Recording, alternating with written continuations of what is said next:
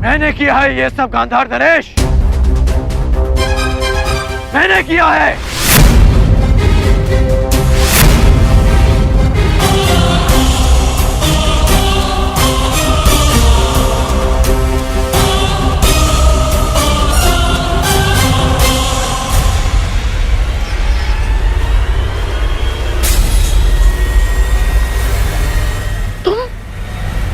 तुम यहाँ पर? आना पड़ा ताकि युवराज के मस्तक पर एक और छल का कलंक लगने से रोक सकूं। छल तो तुमने किया है हमारे साथ अंगराज कर्ण, हाथ में आए हुए शत्रु को छुड़वा कर।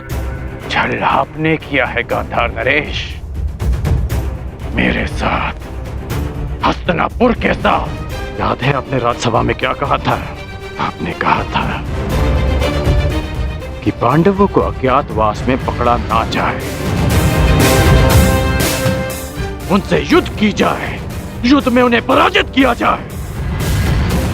और यहाँ कायरों के भांति उन्हें पकड़ने का षड्यंत्र रचा जा रहा है। आप युद्ध क्यों नहीं होने देते गांधार नरेश?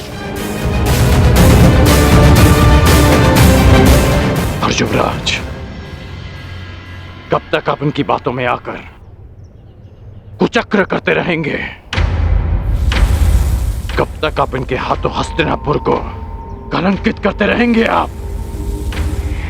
और कब तक तुम मेरे मार्ग में आते रहोगे कर्ण? कब तक? और कब तक मैं ये तुम्हें समझाता रहूंगा कि युद्ध भूमि में नहीं, मन भूमि में होता है। मन भूमि में युद्ध योद्धा का धर्म है, धर्म है।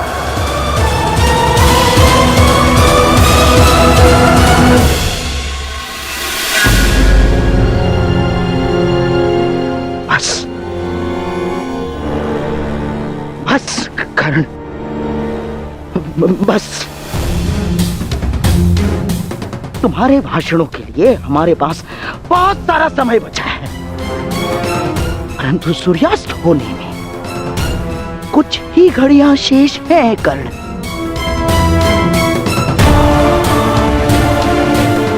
आओ पांडवों को पकड़ते हैं। नहीं, मैं इस छल में आप सबका साथ नहीं दूंगा और ना ही इस छल को होने दूंगा।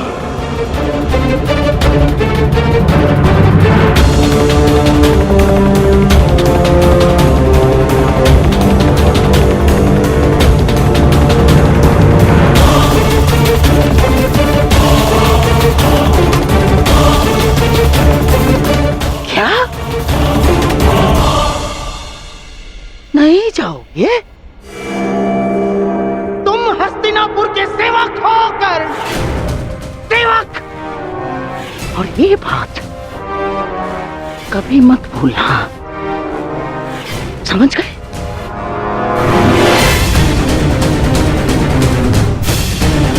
और जयद्रथ हस्तिनापुर के जामाता श्री है।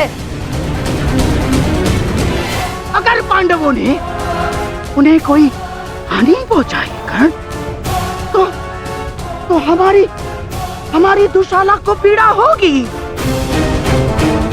और हस्तिनापुर के सेवक होने के नाते तुम्हारा यह कर्तव्य है। तुम जयद्रथ की रक्षा करो।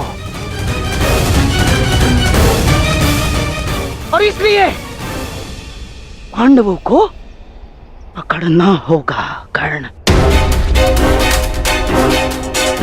छल नहीं होने दूंगा।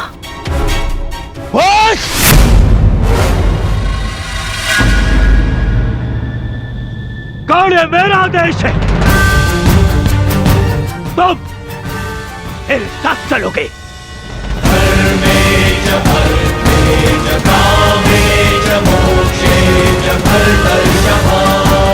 यह हस्तिनापुर के लिए आवश्यक है कर्ण, और मेरी बहन दुशाला के लिए भी। जी युवराज।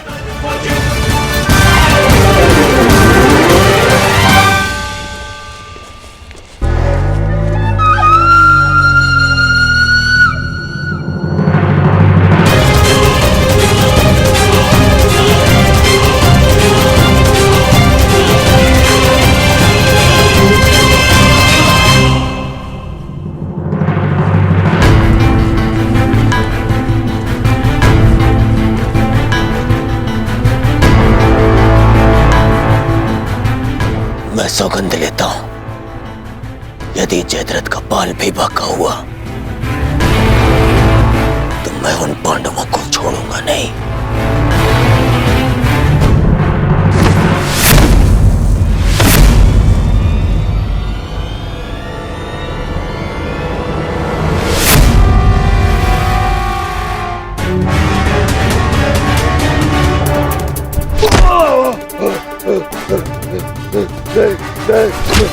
छोड़ो।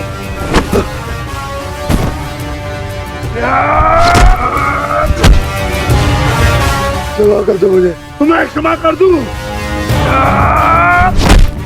तुमने पांचाली को छूने का दुस्साहस किया है जयद्रथ।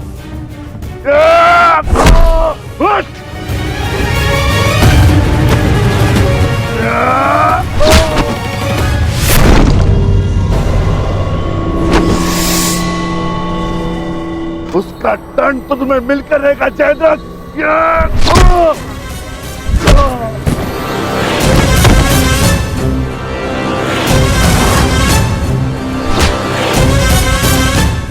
हम पांचों भाई 5 उंगलियां नहीं, एक मुट्ठी है।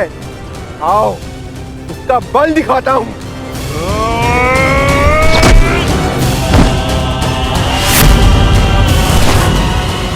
हम द्यूत भवन में विवश क्या बैठे, तुमने तो ये सोच लिया कि पांडव सदा सब कुछ सहते रहेंगे।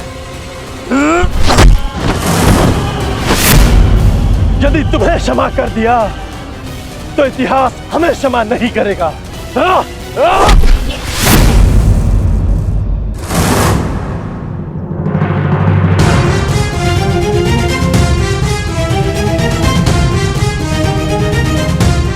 मुझसे भूलो ये पांचाली, मेरे अपराध को क्षमा करो देवी।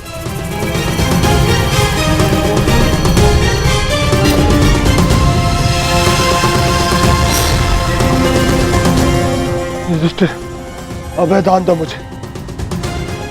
भूल को क्षमा किया जा सकता है,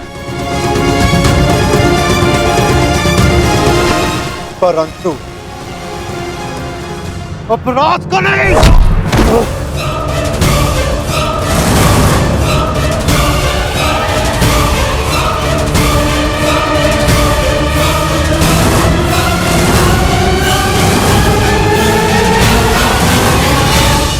अभय दान दो युधिष्ठिर, तुम्हारी बहन का पति हूं मैं। यही तो विडंबना है कि तुम जैसा धूर्त दुशाला का पति है। क्या? तुमने पांचाली को ऐसे ही घसीटा था ना?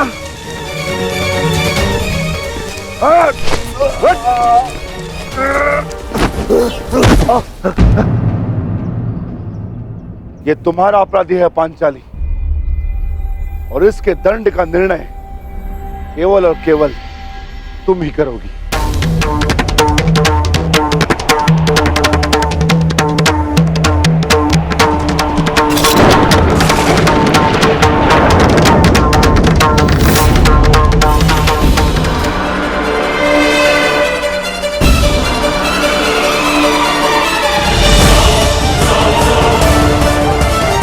क्षमा कर दो पांचाली, मेरे अपराध को क्षमा कर दो। जिस सीमा को तुमने लांघा है उसके पार क्षमा और दया नहीं की जा सकती।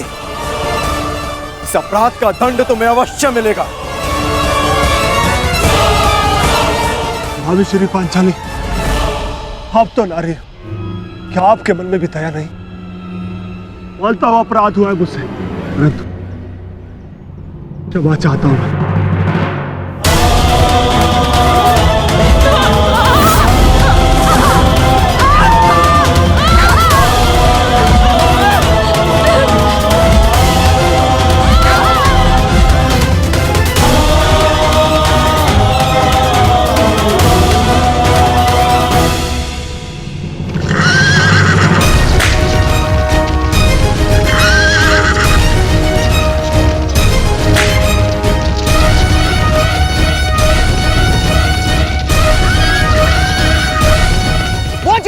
क्षमा नहीं करेंगे दुर्योधन।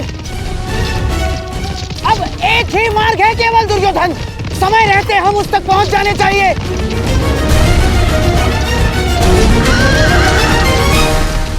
नहीं नहीं, मुझे क्षमा कर दो। नहीं नहीं नहीं नहीं, मानता हूं अपराध हुआ मुझसे, परंतु क्षमा कर दो मुझे। अपमान की अग्नि में दया भस्म हो जाती है जयद्रथ।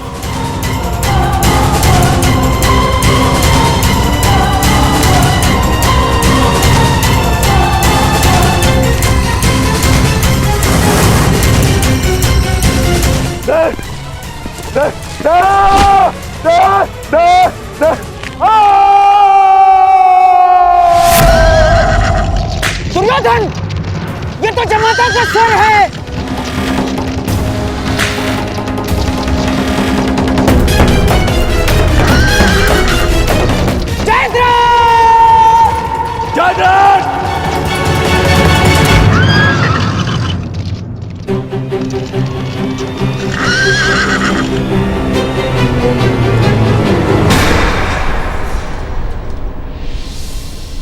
जीजाश्री,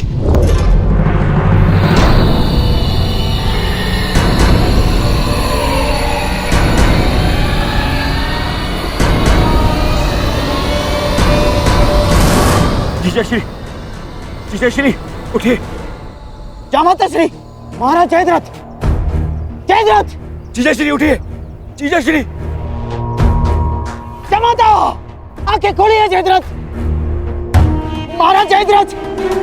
जीजाश्री उठिए। उठिए उठिए जीजाश्री।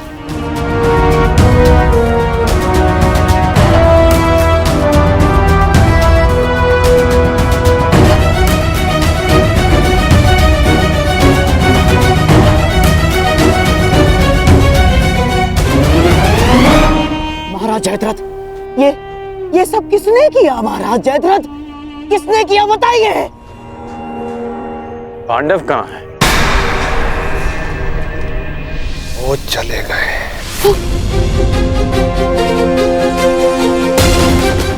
ये सब कैसे हुआ? किसने किया ये? पांडवों ने।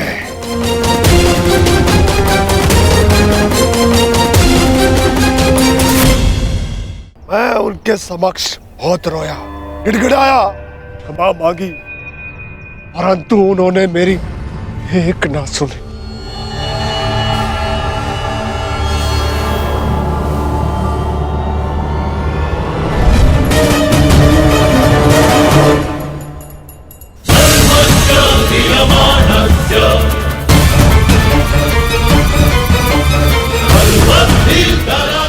इससे श्रेष्ठकर होगा कि तुम लोग मुझे मार दो।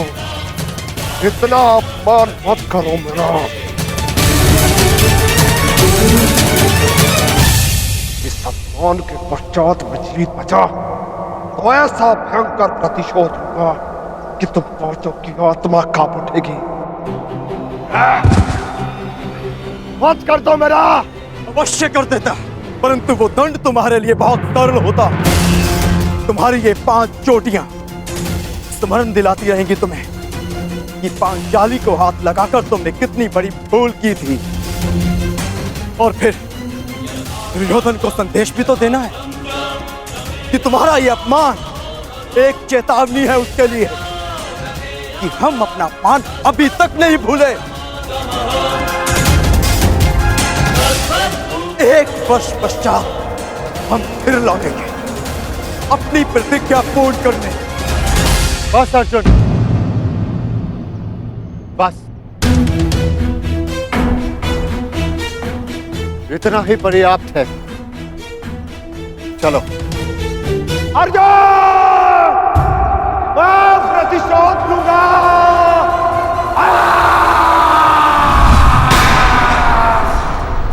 अब मैं उन पांडवों को नहीं छोड़ूंगा, नहीं छोड़ूंगा उन्हें। उन्होंने मेरे जीजाश्री का अपमान किया।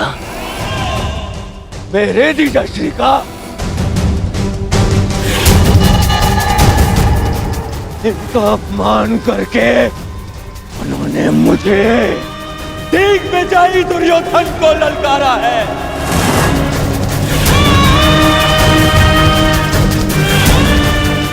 ज्यादा दूर नहीं गए होंगे वो पांडव।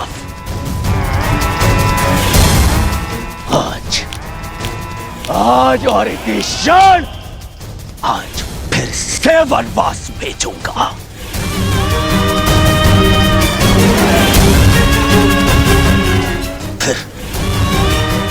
फिर मैं उनका वध करूंगा।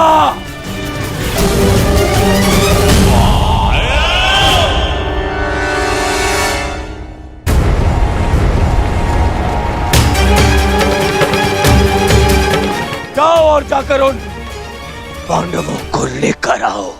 परंतु युवराज,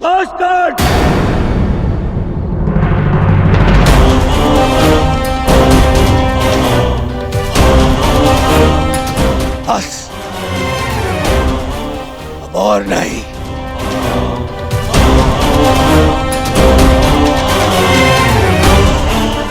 जाओ सैनिकों और जाकर उन पांडवों को अभी इसी क्षण मेरे समक्ष लेकर आओ।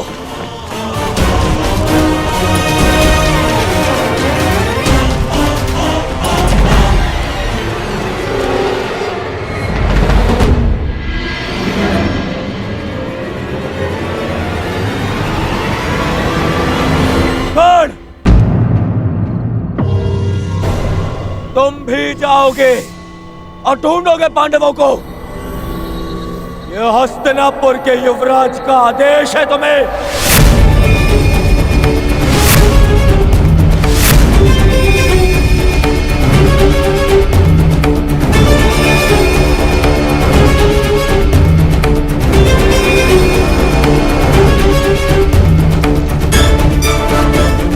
दुर्योधन, मुझे इस पर संदेह है। मुझे न जाने मुझे ऐसा क्यों लगता है कि इसने पांडवों को ढूंढ भी लिया, तो ये हमें बताएगा नहीं ना।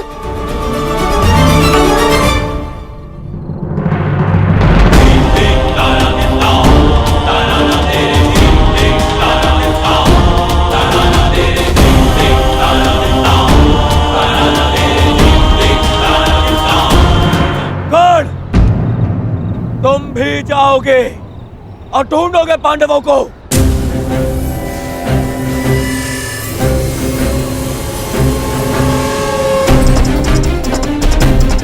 दुर्योधन, न जाने मुझे ऐसा क्यों लगता है कि इसने पांडवों को ढूंढ भी लिया, तो ये हमें बताएगा नहीं ना।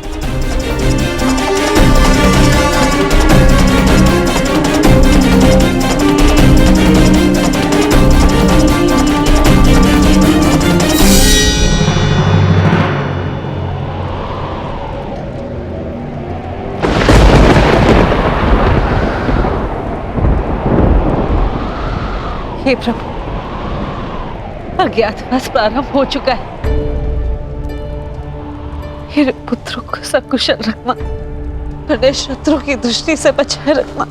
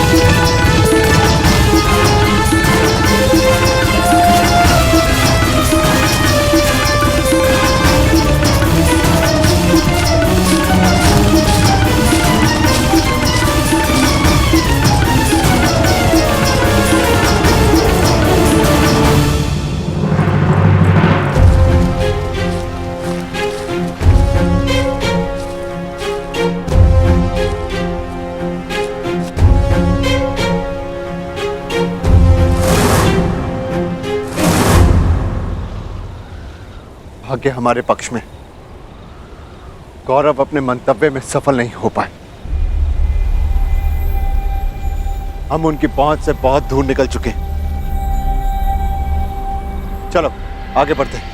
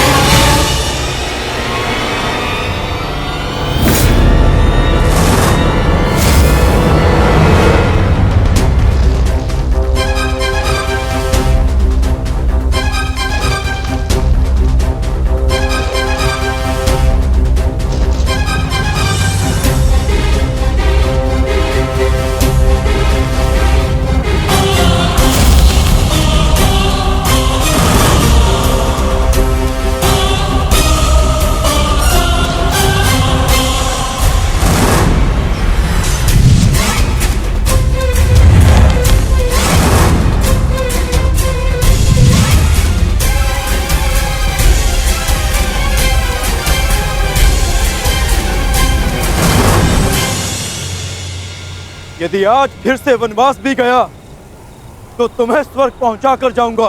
ये तो द्वंद पूर्ण होने पर पता चलेगा अर्जुन कि किसे वीर गति मिलेगी और कौन स्वर्ग जाएगा। कौन है वहां?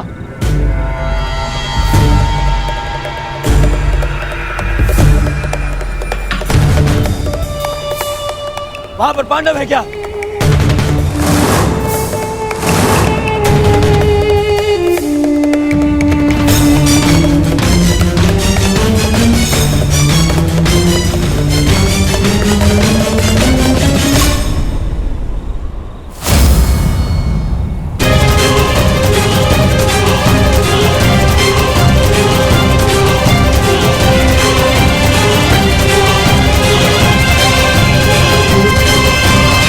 पांडव है यहाँ।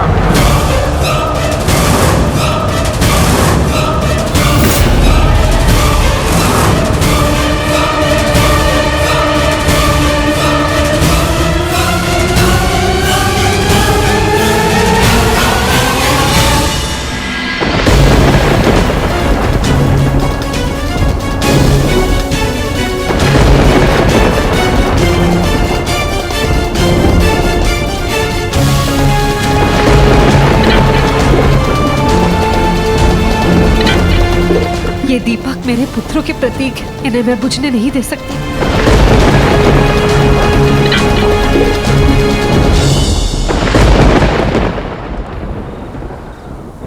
दुर्योधन, देखो ये हमें भटका रहा है।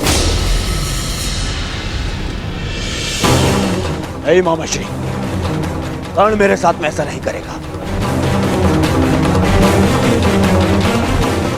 दुर्योधन, कुछ समय पूर्व इस कर्ण ने जो हमारे साथ किया वो क्या था? हाथ में आए हुए पांडवों को जाने का अवसर दिया इसने।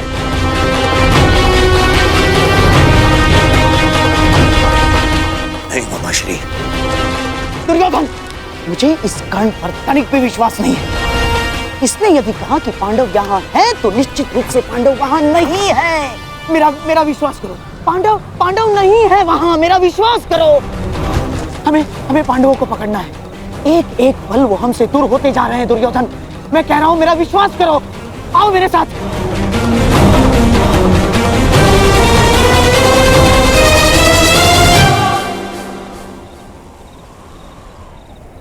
मामाश्री कह रहा है तुम्हारा, इस पर विश्वास करोगे तुम? इस पर?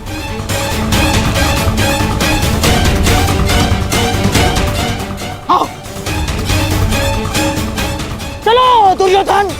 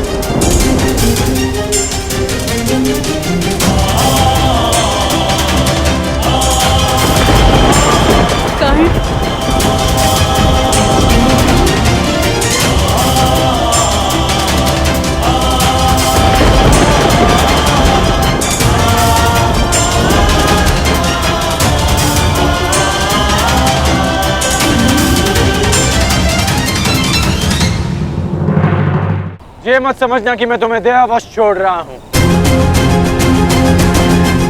परंतु आज हमारे द्वंद का दिन नहीं है। आज हमारा द्वंद पूर्ण नहीं होगा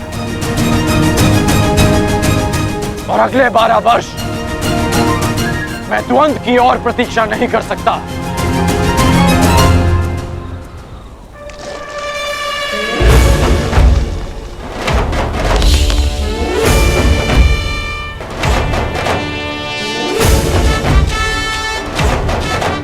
एक वर्ष पश्चात हम फिर मिलेंगे अर्जुन, जब तुम्हारा अज्ञातवास पूर्ण हो जाएगा। तब हमारे मध्य और कोई नहीं होगा।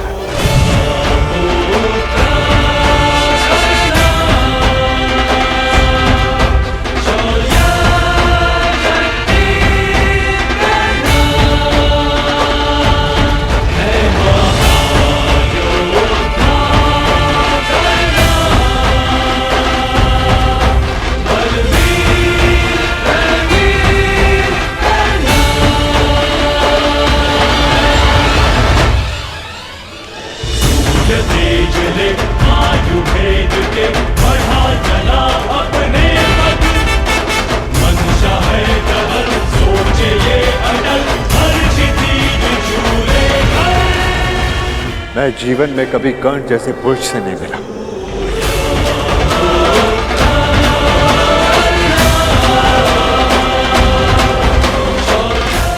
कदाचित ये हमारे पक्ष में होता।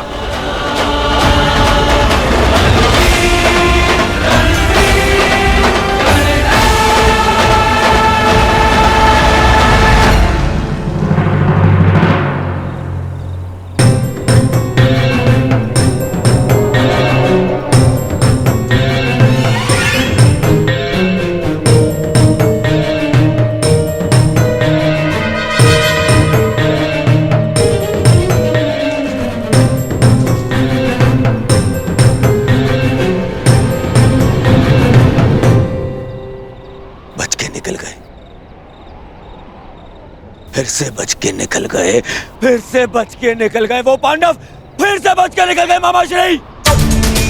दुर्योधन, लगता है इस समय भाग्य उनके साथ है।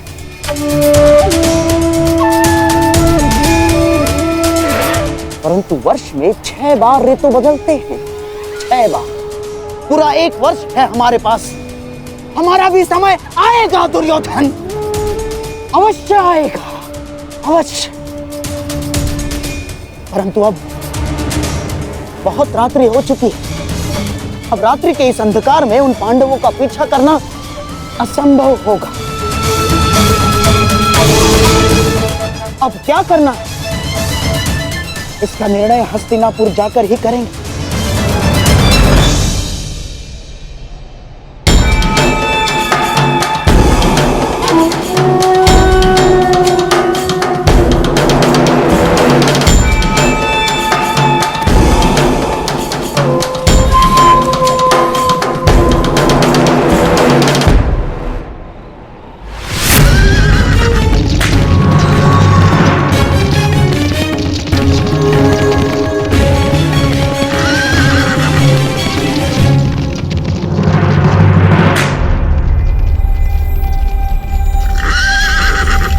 कहाँ खोए हो महारथी?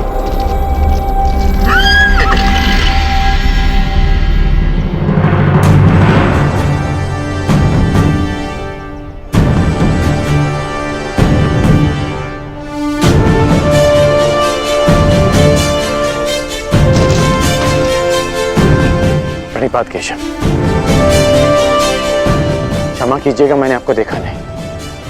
क्योंकि मन उद्विग्न है, द्वंद्व अधूरा छोड़कर आ गए। हाँ, पाषाण बनकर जिस जल में गिरे थे उसी के साथ छल किया अंगराज। क्या इसे मैं ये संकेत समझूं कि तुम न्याय के पक्ष में आ रहे हो?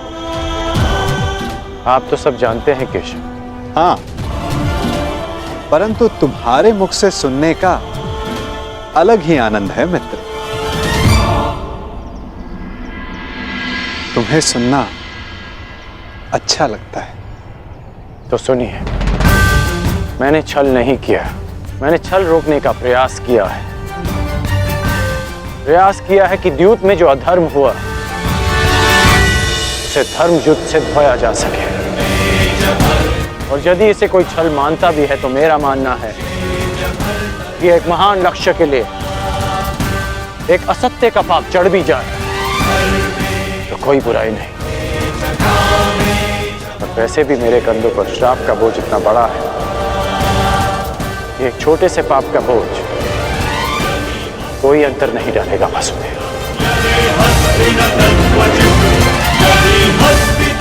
आज्ञा दीजिए वासुदेव।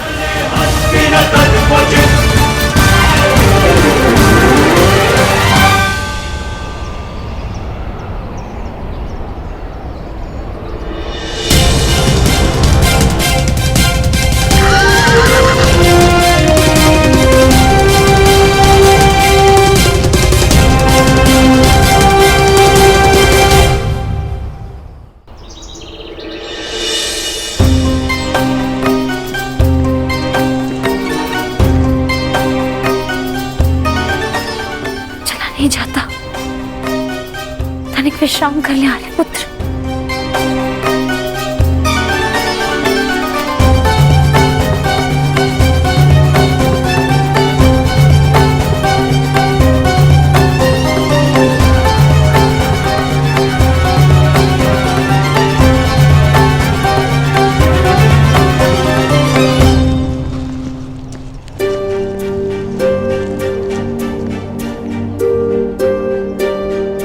प्यास लगी है।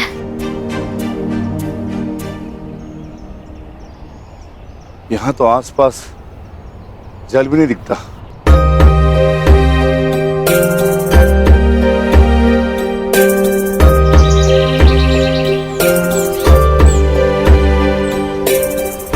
अनुज भाई,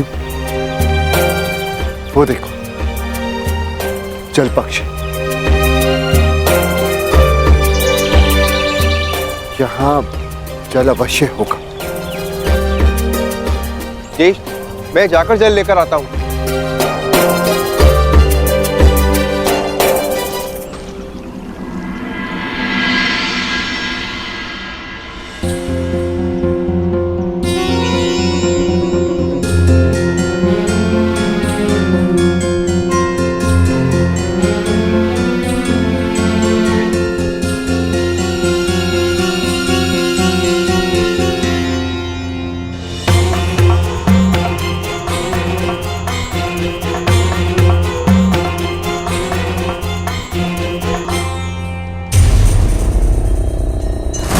रुक जाओ।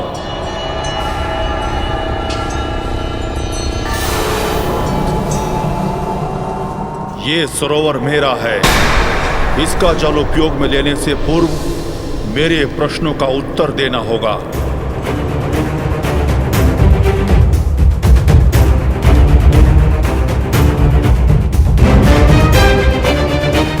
मैं नहीं जानता कि तुम कौन हो, परंतु तुम इतना जान लो, मैं पांडुपुत्र नकुल हूं, गुरुवंशज, महाबली भीम, धनुर्धारी अर्जुन का अनुज। मुझे तुमसे कोई भय नहीं है। ये वीर भोग्य वसुंधरा है। मुझ में बल है और मैं जल लूंगा।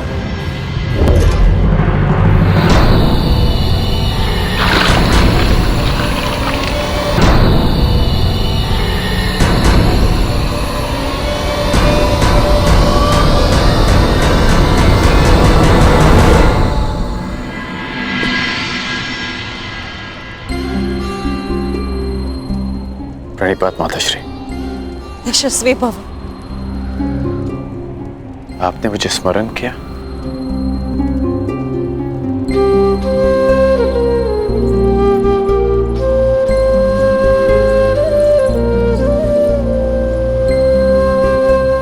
सुना मैंने। कल क्या हुआ, किस प्रकार तुमने मेरे पुत्रों को फिर वनवास जाने से रोका।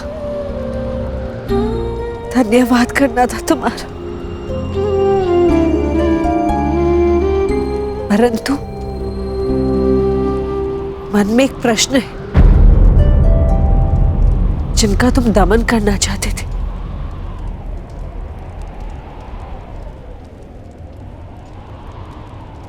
उन्हें क्यों छोड़ दिए? प्रतिज्ञा ली थी कि युद्ध में आपके पुत्रों को पराजित करूंगा, इसलिए जाने दिया। अर्थात वो युद्ध में अवश्य पराजित होंगे।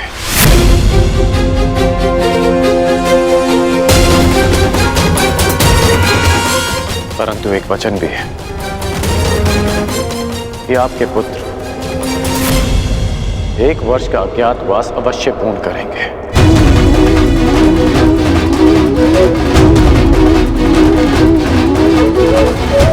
आज्ञा दीजिए माताश्री।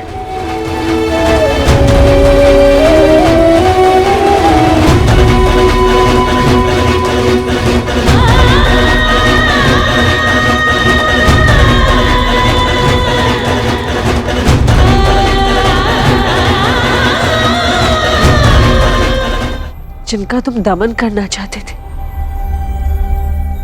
उन्हें क्यों छोड़ दिए? प्रतिज्ञा ली थी कि युद्ध में आपके पुत्रों को पराजित करूंगा, इसलिए जाने दिया। परंतु एक वचन भी है कि आपके पुत्र 1 वर्ष का अज्ञातवास अवश्य पूर्ण करेंगे।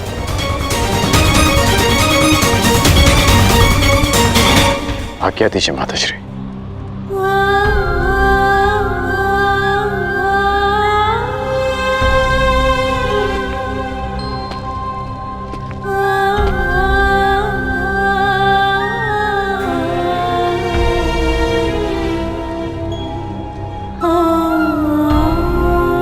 कदाचित मैं तुम्हें बता सकती पुत्र कि तुम सबसे ज्येष्ठ कौनते हो। हे भगवान, एक वरदान को क्यों मेरे लिए अभिशाप बना डाला तूने?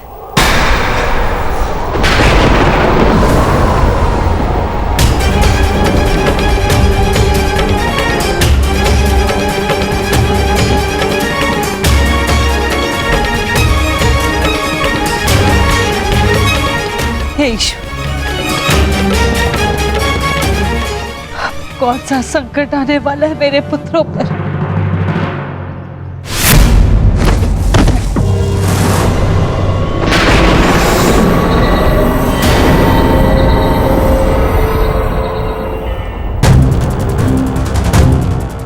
इतना विलंब हो गया है। अब तक तो नकुल को आ जाना चाहिए था। मैं देख कर आता हूँ ज्येष्ठ, कहीं कोई संकट तो नहीं।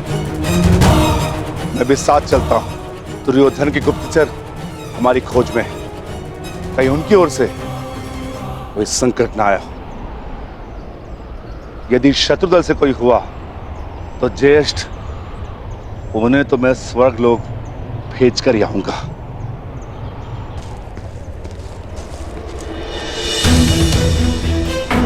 नकुल! नकुल! नकुल! नकुल! भ्राता भीम! नकुल! नकुल! नकुल! नकुल! नकुल! नकुल! उठ जा। नकुल! देखिए ना भ्राता भीम, क्या हुआ है नकुल को? ये कुछ बोल क्यों नहीं रहा? नकुल! नकुल उठ जा। नकुल!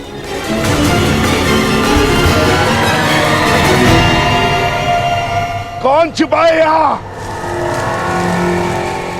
किसने मेरे अनुज नकुल पर प्रहार करने का साहस किया है? मैं भीम उसे ललकारता हूँ।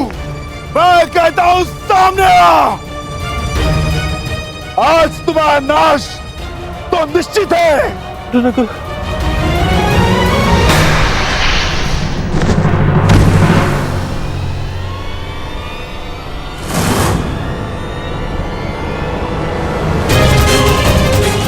अरे ये क्या हो गया? कदे उठो नकुल, कदे उठो, कदे।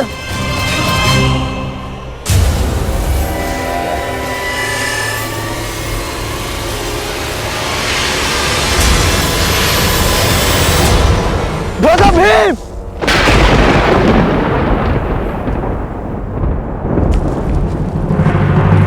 भ्राता भीम! भ्राता भीम! सहदेव! सहदेव! नकुल! नकुल!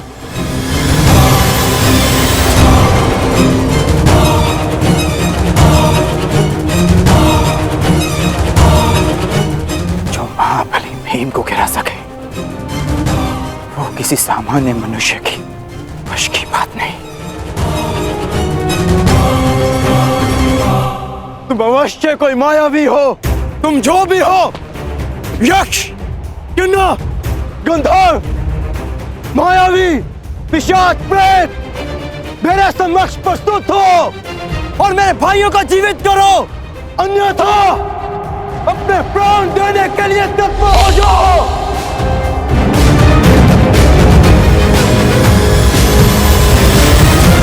मैं धनुर्धारी अर्जुन तुम्हें ललकारता हूं।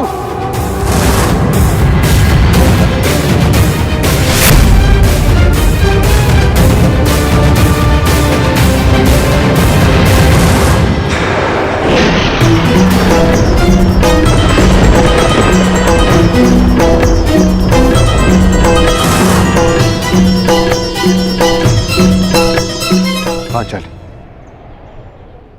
ये भाला तुम्हारी सुरक्षा के लिए। मैं अपने अनुजों को ढूंढने जा रहा हूं। मैं भी साथ चलूंगी आर्या। नहीं पांचाली, संकट पता नहीं कितना बड़ा होगा। ये भाला अपने पास रखो। और हाँ, यदि मैं ना लौटा तो तुम सुरक्षित पांचाल लौट जाना। परंतु पांचाली, ये मेरी आज्ञा है।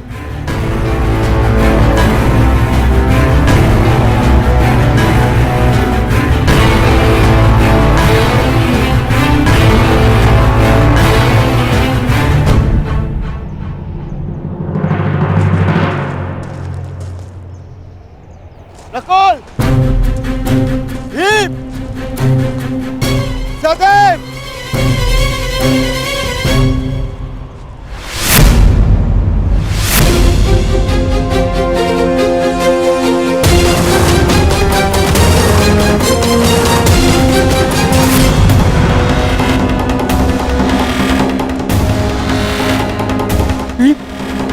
भीम, उठो भीम। सहदेव, सहदेव, नकुल, आंखें खोलो। अर्जुन, अर्जुन अपनी आंखें खोलो। अर्जुन, उठो मेरे अनुजो, उठो, उठो अनुजो, उठो।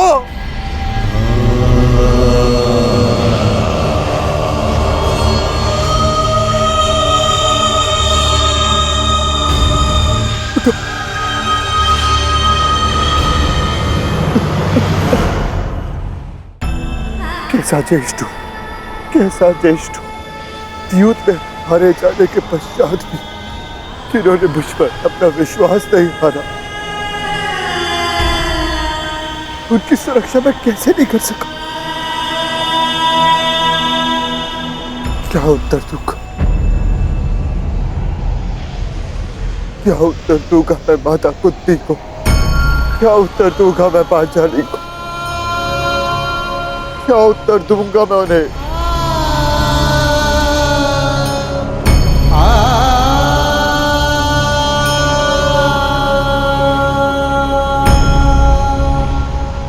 मैं नहीं चाहता कि आप कहो, परंतु मैं ये चाहता कि मेरे अनुजों की हत्या आपका हाथ अवश्य, आप अदृष्टि अवश्य है, परंतु मैं ये जानता हूं कि आप मुझे सुन और देख अवश्य सकते हैं। तो आप ये भी सुन लीजिए, ना तो ये युधिष्ठिर अपने अनुजों को अपने साथ लेकर जाएगा या इसी सरोवर के तट पर अपने प्राण दे देगा। कृपा करके बताएं कि आप कौन है। मैंने तुम्हारे भाइयों की हत्या की है और तुम्हारे भाइयों का वध हुआ क्योंकि वो इसी के पात्र थे। उन्होंने मेरी आज्ञा की अवहेलना की थी। मेरे प्रश्नों का उत्तर दिए बिना मेरे सरोवर का जल लिया और युद्ध करने को प्रस्तुत हुए। अब तुम्हारी बारी है युधिष्ठिर, मेरे प्रश्नों का उत्तर दोगे या युद्ध का आह्वान? बिना शत्रु को जाने, बिना उसका मंतव्य पहचाने युद्ध करना धर्म नहीं, इसीलिए समक्ष प्रस्तुत होकर आप मुझे बताएं कि आप कौन हैं।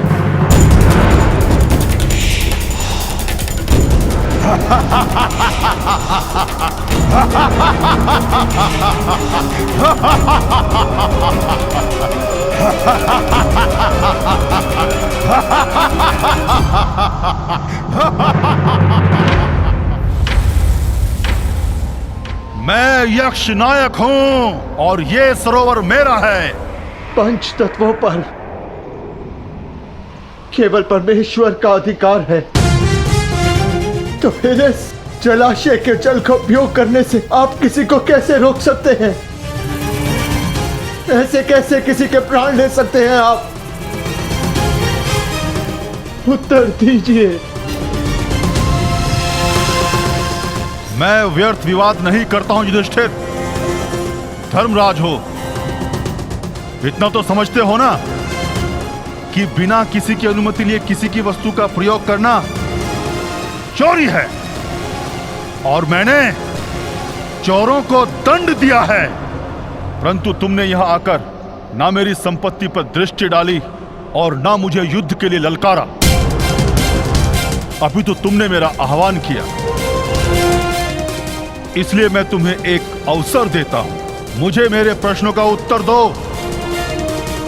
और मैं तुम्हारे एक भाई को जीवित कर दूंगा।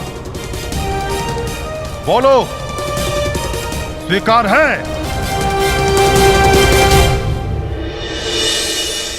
हे प्रभु,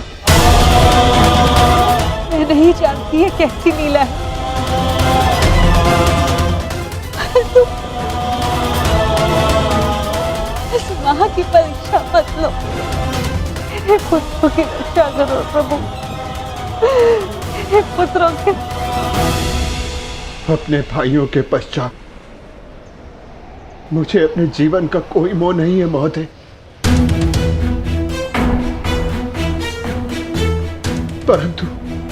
परंतु मेरा एक भाई जीवित हुआ तो मुझे संतोष होगा। तो ठीक है, मेरा पहला प्रश्न, मनुष्य का सबसे बड़ा धर्म क्या है? मनुष्य का सबसे बड़ा धर्म अपना लक्ष्य पूरा करना है। और उसका लक्ष्य क्या है? अपना कर्तव्य पूरा करना। मनुष्य में कितने वर्ण हैं और प्रत्येक वर्ण का कर्तव्य क्या है? मनुष्य में 4 वर्ण हैं, ब्राह्मण, क्षत्रिय, वैश्य, शूद्र। ब्राह्मणों का कर्तव्य है केवल वेद पाठ करना ही नहीं, बल्कि धर्म को जनमानव में बसाना भी है। क्षत्रिय का कर्तव्य पराक्रम से धर्म की रक्षा करना है। वैश्य का कर्तव्य आर्थिक उन्नति करना है और शूद्र का कर्तव्य सेवा करना। परंतु इन चारों कर्तव्यों से बड़ा भी एक कर्तव्य है, वो है प्रत्येक मनुष्य का हित करना। क्षत्रिय हो, वैश्य हो या शूद्र हो, यदि वो जनहित नहीं कर सकता तो वो मनुष्य नहीं है। उत्तम युधिष्ठिर,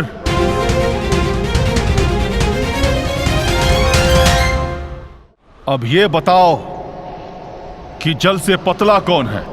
जल से पतला ज्ञान है, जिसकी धारा अज्ञान की चट्टान को काट कर बहती है। भूमि से अधिक सहनशील कौन है? माता भूमि से अधिक सहनशील होती है। और आकाश से ऊंचा कौन है? आकाश से ऊंचा स्थान पिता का है। वायु से अधिक गति किसकी है? और भूसे के तिनकों से अधिक संख्या किसकी है? मन की गति वायु से अधिक तीव्र है और चिंता की संख्या भूसे के तिनकों से अधिक है। विदेश में मनुष्य का संबंधी कौन है? रोगी का संबंधी कौन है? और मृत्यु शैया पर लेटे मनुष्य का संबंधी कौन है? विदेश में मनुष्य का सबसे बड़ा संबंधी उसकी विद्या है, जो एक मित्र की भांति उसे हर संकट से बचाती है। रोगी का संबंधी उसका चिकित्सक है, जो पत्नी और माता की भांति उसकी सेवा करता है। और मरने वाले का संबंधी केवल धर्म और दान है, उसके सत्कर्म है, जो मरने के पश्चात उसके साथ जाते हैं। क्या है जिसके नाश से मनुष्य सबका प्रिय बन जाता है? क्या है जिसके नाश से मनुष्य सुखी हो जाता है? और कौन सा शत्रु है जो मनुष्य का नाश करता है? अहंकार के नाश से मनुष्य सबका प्रिय हो जाता है। कामनाओं के नाश से वो सुखी हो जाता है। और वो शत्रु जो मनुष्य का नाश करते, वो क्रोध है। अंतिम प्रश्न युधिष्ठिर, बताओ, संसार का सबसे बड़ा आश्चर्य क्या है? मनुष्य प्रतिदिन सहस्त्रों को जन्म लेते हुए देखता है, सैकड़ों को मरते हुए देखता है, जो जानता है कि उसे भी एक दिन मर जाना है, फिर भी सदा जीने की चाह रखता है। ये संसार का सबसे बड़ा आश्चर्य है। तुमने मुझे संतुष्ट किया युधिष्ठिर, मैं प्रसन्न हुआ। बताओ, तुम्हारे किस भाई को जीवित करूं? भीम को या अर्जुन को? ये दोनों महाबली हैं, तुम्हारी रक्षा कर सकते हैं। मनुष्य की रक्षा ना भीम से हो सकती है, ना अर्जुन से। मनुष्य की रक्षा यदि हो सकती है तो केवल उसके धर्म से। और मेरा धर्म कहता है कि जो मेरे लिए सबसे पहले दांव पर लगा, जिसने मेरी प्यास बुझाने के लिए सबसे पहले अपने प्राण दिए, मेरा वो अनुज नकुल जीवित हो जाए। हमारी दो माएं हैं, एक माता कुंती का पुत्र मैं जीवित हूं, और दूसरी माता मादरी का पुत्र नकुल जीवित रहे। अति उत्तम युधिष्ठिर, जो विपत्ति में भी न्याय और धर्म का साथ नहीं छोड़े, वही सफल होता है। तुम अपनी परीक्षा में सफल हुए।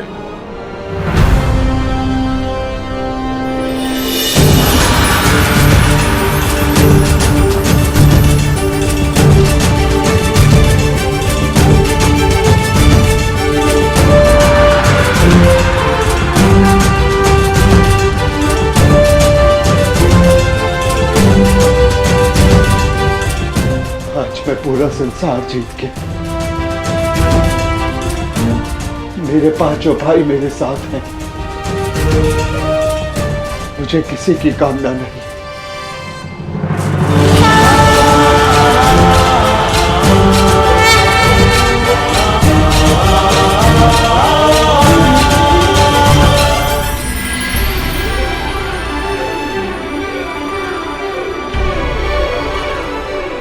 मैं धर्मराज हूं युधिष्ठिर, तुम्हारा पिता।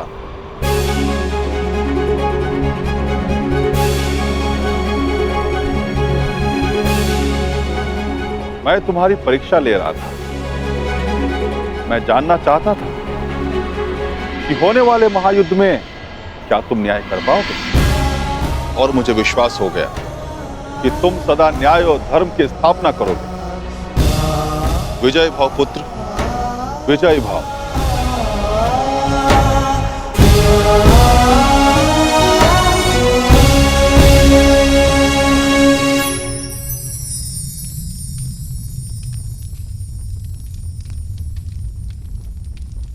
सभी पुत्र अब सुरक्षित हैं। धन्यवाद देव।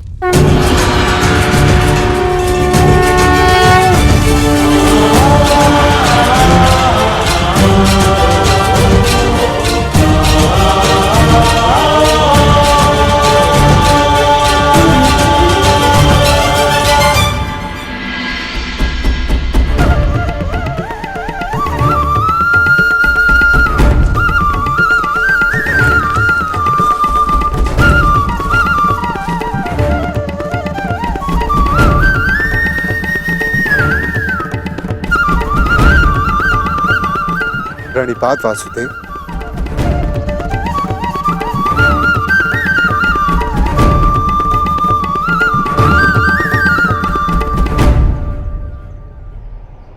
आप यहाँ वासुदेव?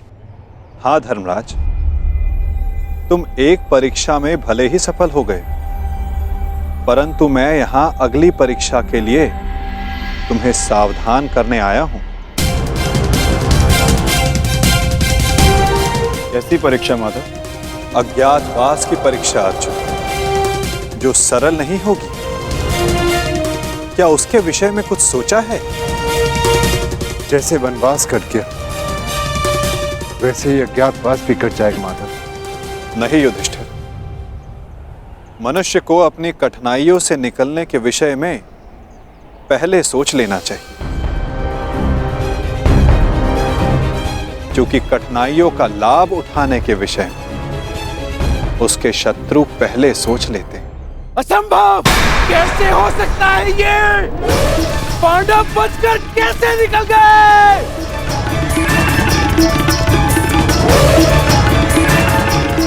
दिग्विजय प्राप्त कर ली, चारों दिशाएं जीत ली, परंतु हर बार पांडवों से क्यों हार जाते हो तुम? इतने सैनिक साथ थे, शकुनी तुम भी थे, फिर कैसे असफल हुए? कैसे?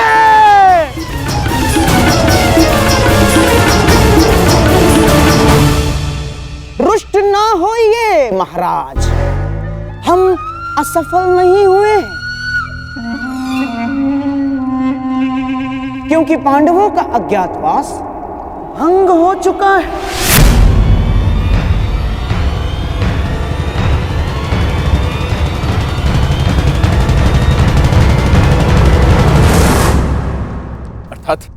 अर्थात ये महाराज कि अंगराज कर्ण ने पांडवों को अज्ञातवास में देखा था।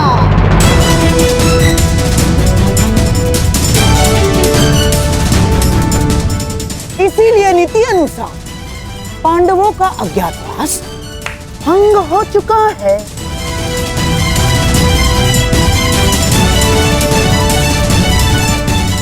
है ना कर्ण? क्या ये सत्य है कर्ण? तुमने पांडवों को देखा था?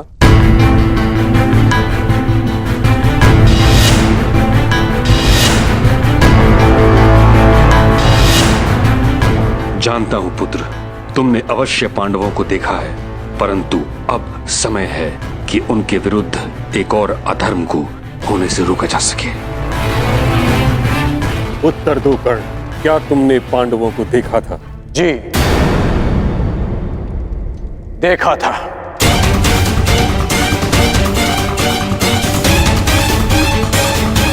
क्या तुम्हारी बात का सत्यापन करने के लिए कोई साक्ष्य है? नहीं। ऐसा क्यों? जब तक सैनिक वहां पहुंचे, पांडव वहां से जा चुके थे और मैंने गांधार राज और युवराज को बताया था कि पांडव मेरे समक्ष खड़े हैं, परंतु उन्होंने मेरी बात का विश्वास नहीं किया और दूसरी ओर चले गए। गांधार राज, अज्ञातवास के नियमों के अनुसार साक्ष्य को कुरुकुल के किसी सदस्य का समर्थन होना चाहिए। अंगराज के साक्ष्य होने पर किसका समर्थन है उन्हें?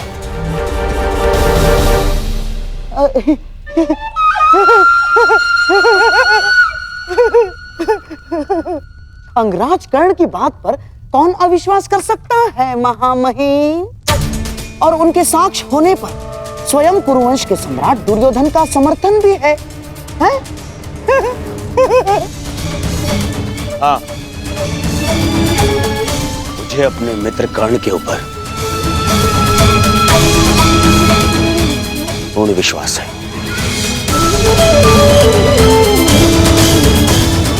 मैं समर्थन करता हूं कि कर्ण ने पांडवों को अज्ञातवास में देखा है। युवराज, यदि तुम्हें विश्वास था तो कर्ण की बात ना मानकर दूसरी ओर क्यों चले गए? और आप गंधार राज, यदि आपको कर्ण की बातों पर विश्वास था तो आप उसके पास क्यों नहीं गए? इसका अर्थ यह है कि आपको कर्ण पर विश्वास नहीं था, अर्थात अज्ञातवास भंग नहीं हुआ।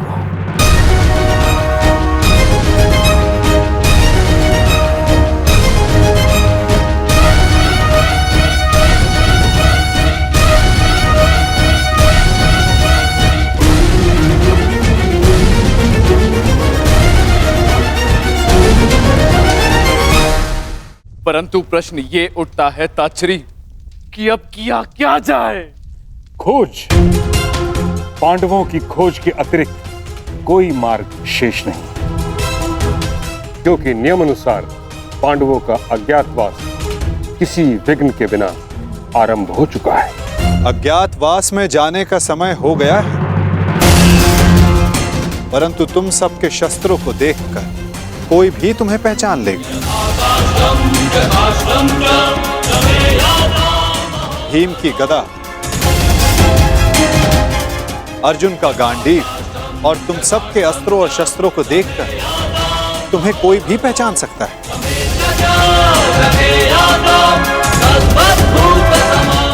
इसीलिए जाने से पूर्व इन्हें छिपा देना आवश्यक है। परंतु कहां माधव? यदि किसी ने यह शस्त्र ढूंढ लिए तो? कोई भी स्थान सुरक्षित नहीं है। स्थान सुरक्षित नहीं होता अर्जुन, स्थान सुरक्षित किया जाता है। मैं समझा नहीं माधव। अपने अस्त्रों और शस्त्रों को नीचे रखो।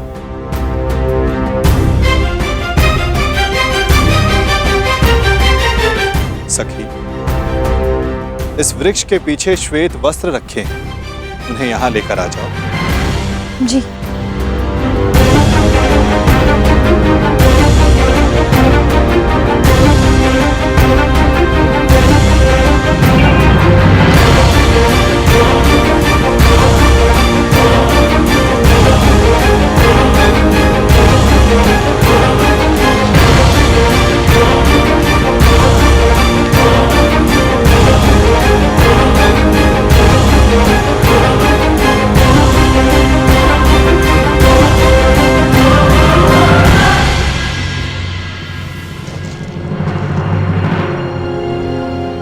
अब जो भी इसे देखेगा उसे यह प्रतीत होगा कि ये एक मृत शरीर है। कुछ लोग भय के कारण तो कुछ लोग घृणा के कारण यहां नहीं आएंगे। इस शमी के वृक्ष पर 1 वर्ष तक ये अस्त्र और शस्त्र सुरक्षित रहेंगे। परंतु अब सबसे महत्वपूर्ण प्रश्न ये खड़ा होता है कि अज्ञातवास में जाओगे कहां?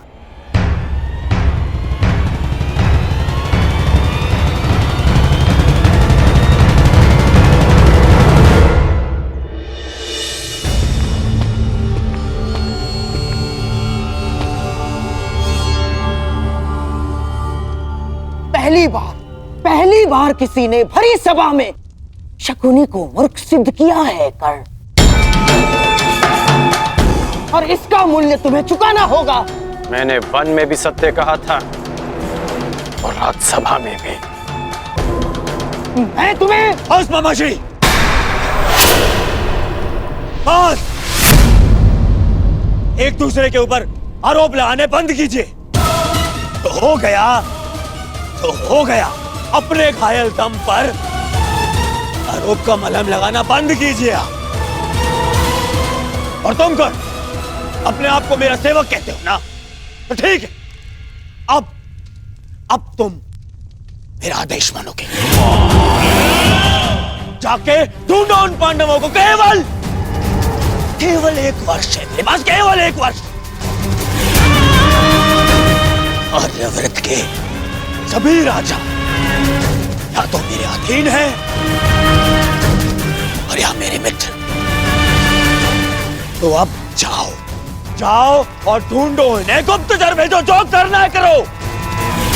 परंतु मुझे सूचित करो कि पांडव कहां छुपे हैं। बस। जिस आर्यव्रत पर विजय पाने के लिए 12 वर्ष लग गए दुर्योधन, 12 वर्ष, वहां 12 महीनों में पांडवों को कैसे ढूंढ पाओगे तुम? अब हमें ये कार्य शक्ति से नहीं, युक्ति से करना होगा दुर्योधन। लीजिए, ये नई युक्ति आई, अर्थात मामाश्री। अर्थात पांडव किसी भी परिस्थिति में हमारे मित्र राष्ट्रों में नहीं जाएंगे ना। वो वहां जाएंगे जिन्होंने हमारी अधीनता स्वीकार तो कर ली, परंतु जो मन से पांडवों के पक्ष में है। मन से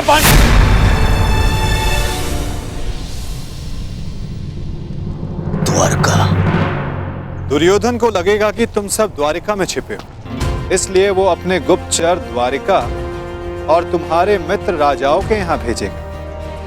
और यदि वो कहीं असावधान होगा तो केवल उस स्थान पर जहां स्वयं उसके मित्र हैं, क्योंकि मनुष्य अपनी खोई हुई वस्तु कभी अपने ही आंचल में नहीं ढूंढता।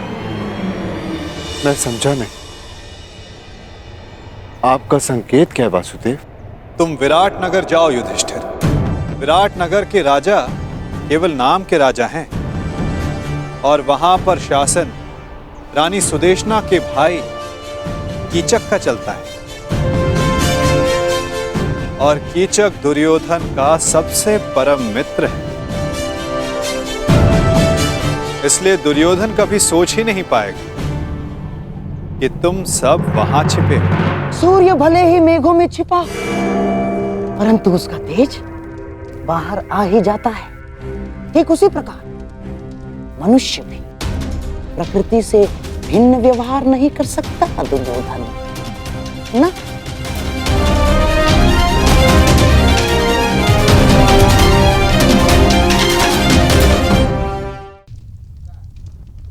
युधिष्ठिर धर्मराज है, इसलिए कहीं उपदेशक या मंत्री बना बैठा होगा। इस बार तुम्हें अपनी प्रकृति से भिन्न व्यवहार करना होगा युधिष्ठिर। तुम कंक के नाम से राजा विराट से मिलोगे और तुम वो कार्य करोगे जो तुम जीवन में कभी नहीं करना चाहते। तुम राजा विराट के साथ चौसर खेलोगे।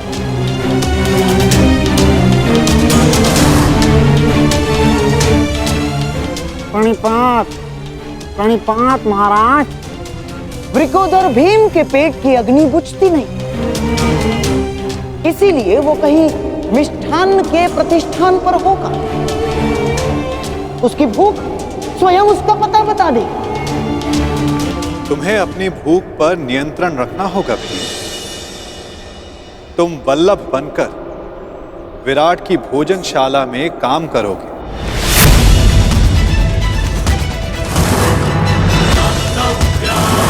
और अपनी भूख पर कड़ा नियंत्रण रखोगे।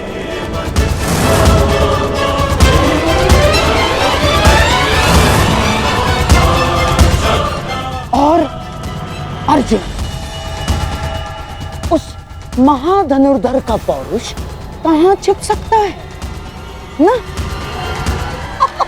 वो कहीं होगा सैनिक के वेश में अपना पौरुषत्व दिखाएगा।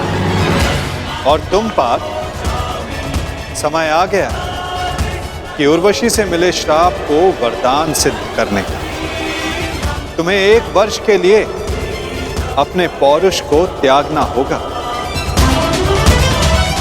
नपुंसक बृहन्नल्ला बनकर तुम राजा विराट की संगीतशाला में कार्य करो।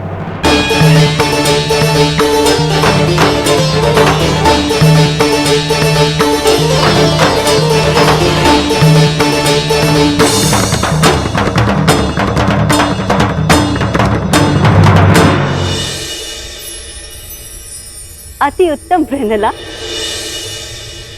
क्या तुम हमारी पुत्री उत्तरा को संगीत और नृत्य की शिक्षा दोगी?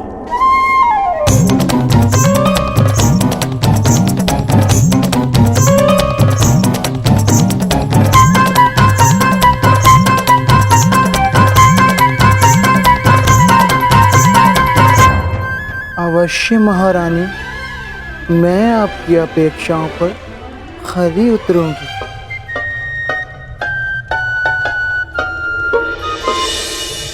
नकुल सहदेव बेचारे कोमल सुंदर, उनसे परिश्रम नहीं होगा ना? इसीलिए किसी राज्य में सभासद बनकर बैठे होंगे। नकुल, सहदेव, तुम ग्रंथिक बनकर और तुम तंतिपाल बनकर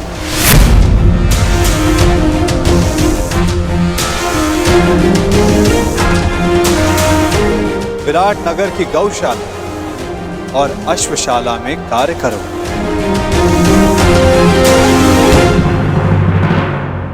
और सबसे अधिक वो पांचाली, उसका तेज, उसकी आंखों की ज्वाला कहां किसी से छिप सकती है दुर्योधन?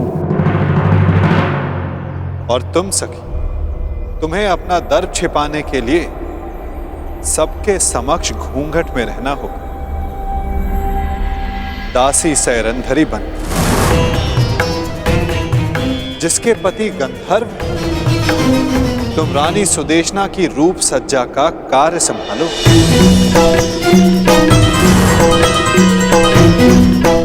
सैरंधरी, ये तो अति उत्तम है कि तुम सदा घूंघट में ही रहोगी, क्योंकि हम नहीं चाहते कि तुम्हारा रूप देखकर विराट राज्य तुम्हारे वश में हो।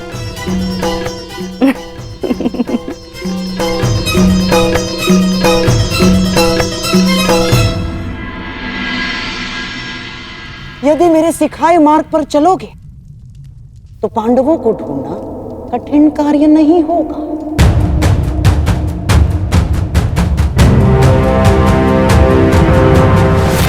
भूल कर रहे हो गांधार राज, पांडव पकड़ में नहीं आएंगे, क्योंकि वो वासुदेव के दिखाए मार्ग पर चल रहे हैं।